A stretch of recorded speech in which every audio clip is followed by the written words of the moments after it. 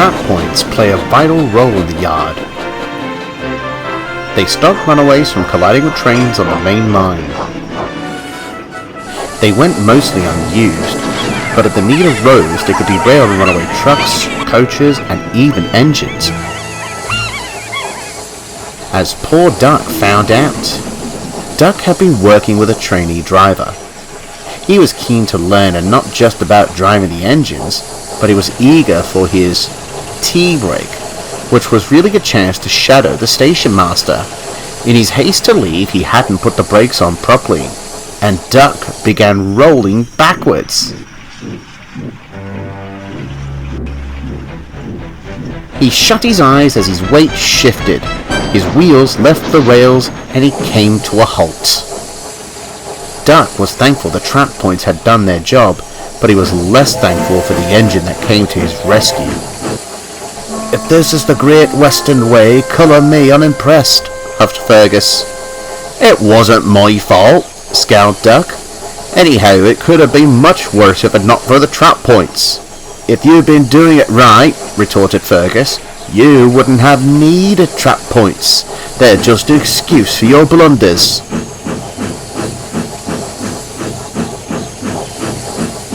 Duck was furious.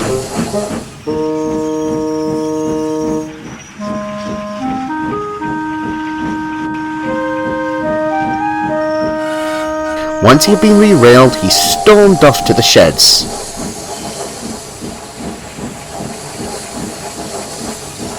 "Where does he get off with that do-it-right nonsense?" "That's the pot calling the kettle black if I ever heard it," chuckled Donald. "What do you mean?" asked Duck. "You have to admit," replied Douglas. "So not a fair cry from your brother about the Great Western Way." "The Great Western Way," huffed Duck, "is about common sense. Fergus's way is nothing but dangerous perfectionism. He never approves of anyone's work but his own." The twins couldn't argue with that. Fergus certainly wasn't easy to please. Duck was hard at work for several days afterwards. The driver wanted to make up for his mistake. Duck wanted to show Fergus a thing or two. This was easier said than done. "A bit smoother when buffering up to those trucks," Fergus called from across the yard. "Do it right!" Duck took no notice and started off towards the station.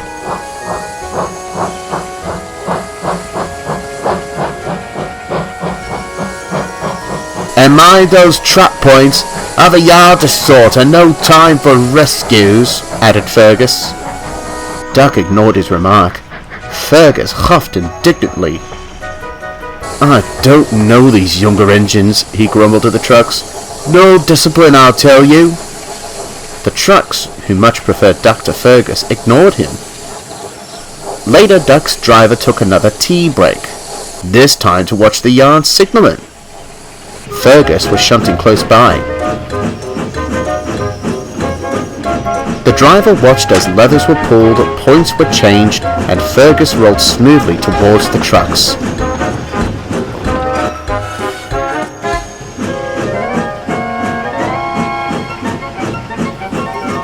That's right, Fergus smiled proudly.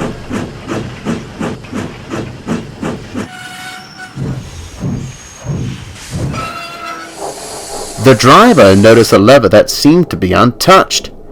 "What does this do?" he asked, grabbing hold and giving a pull. "Don't touch that!" cried the signalman. Everything happened at once. Fergus was backing out of the siding with some vans when he swerved suddenly. "Ooh!" he cried. "Stop!" The vans, cross over Fergus's treatment of Duck, saw their chance. Go on, they cried, and pushed him along right off the rails. "Ouch!"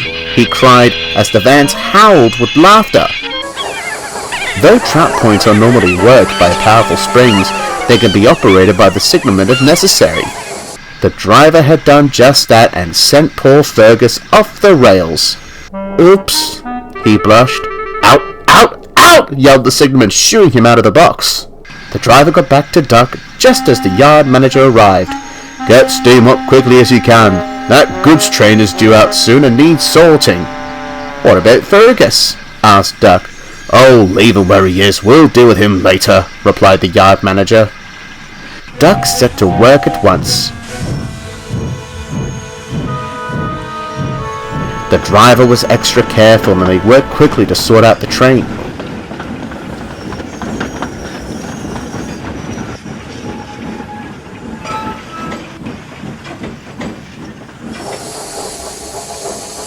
He said nothing as he left for the station.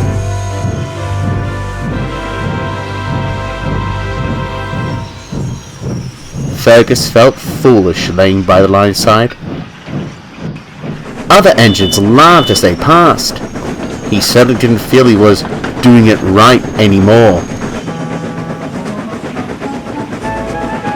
Eventually, efforts began to get Fergus back on the rails. Duck stood nearby, ready to help. "Is that you, Fergus? I'm surprised. I thought trout points were just excuses for slipping up, but you never do that."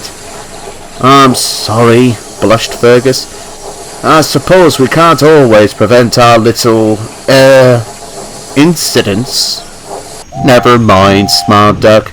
"If you ask me, admitting you were wrong is very Great Western." The two engines chuckled as Fergus was brought safely back onto the rails.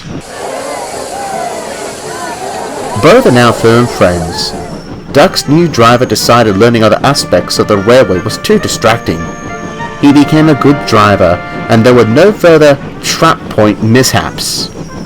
Fergus gives a hearty whistle whenever he sees Duck in the yard, and there was no more talk of doing it right, at least not to the Great Western engine.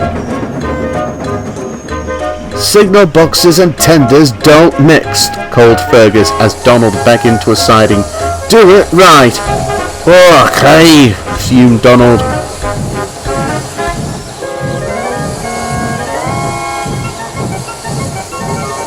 Duck just had to laugh.